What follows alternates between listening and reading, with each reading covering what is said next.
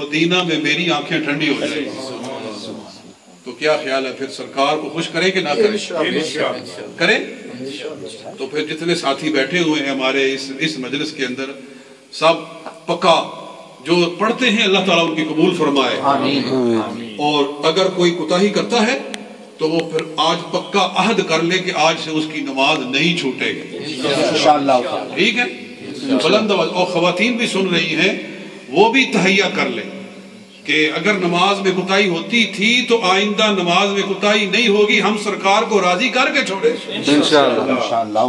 अगर हमारी बच्चियों में से कोई बच्ची सर पे पर्दा करने में बेहतियाती करती थी तो आज से वो अहद कर ले कि वो सरकार को राजी करेगी, अपने सर पे जब भी बाहर निकलेगी तो चादर लेकर निकलेगी।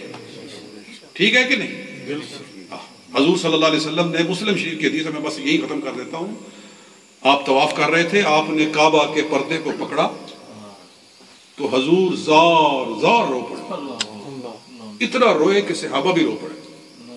सहाबा तो सरकार को खुश देखते थे तो खुश हो जाते थे, सरकार को परेशान देखते थे तो परेशान हो जाते थे, उनकी खुशी गमी सरकार के साथ थी। तो नबी पाक सल्लल्लाहु अलैहि वसल्लम रोए तो सहाबा भी रोने लगे। फिर पूछा, या रसूलल्लाह क्यों रोए आप?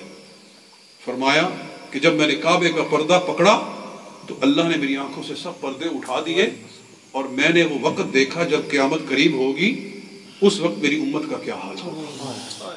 वो मंजर अल्लाह ताला मेरे सामने ले आया, मैंने अपनी आंखों से देखा कि मेरी, फरमाया कि मेरी उम्मत की बच्चियां घरों से निकल रही है, मैंने देखा।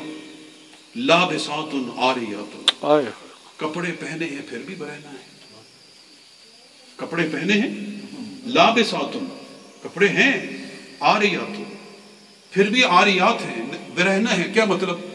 कि मतलब ये सही लिबास नहीं पहना हुआ, बाजू नंगे किए हुए हैं, सर नंगा किया हुआ है जी, तो फिर वो पूरा लिबास नहीं होगा। लाबिसातुन आरियातुन, कपड़े पहने होंगे फिर बरहना होगी। माइलातुन मुमीलातुन, जी माइल हो रही होगी, माइल कर रही होगी, माइल हो रही होगी, माइल कर रही होगी। रुऊसुहुन्ना कअस्निमतिल बुख्ती, उनके सर ऐसे होंगे जैसे कि ऊंट की कुहान होती है। मतलब है कि विग्स या जूड़े या स्टाइल्स और मुख्तलिफ बनाएगी। ला यदखुलनल जन्नत वला यजिदन रिहा, जन्नत नहीं पाएंगी बल्कि जन्नत की खुशबू भी नहीं पाएंगी। व इन्न रिहा लयूजदु मिन मसीरति 50 सनतन, हालांकि उसकी खुशबू तो 50 बरस के सफर से आ रही हो, लेकिन नहीं पाएंगी। तो सरकार को खुश करना है, बात हो रही थी हजूर को खुश करने, अल्लाह अपने हबीब को खुश करता है, तो हमारा ज्यादा हक है कि हम अपने आका को खुश करें। तो आका को खुश करने का यही तरीका है कि सरकार जब रो पड़े, सरकार रो पड़े, जार रो पड़े, तो हम हजूर को खुश कर रहे हैं या हजूर को परेशान कर रहे हैं, सरकार को नाराज कर रहे हैं? हजूर नाराज हो रहे हैं हमारी हालत को देखकर, रो रहे हैं। तो आका को ऐसे ही मुस्कुराया जा सकता है, आपको खुश किया जा सकता है कि हम आका की बातों को अपना लें। अल्लाह ताला हमें तौफीक अमल अता फरमाए।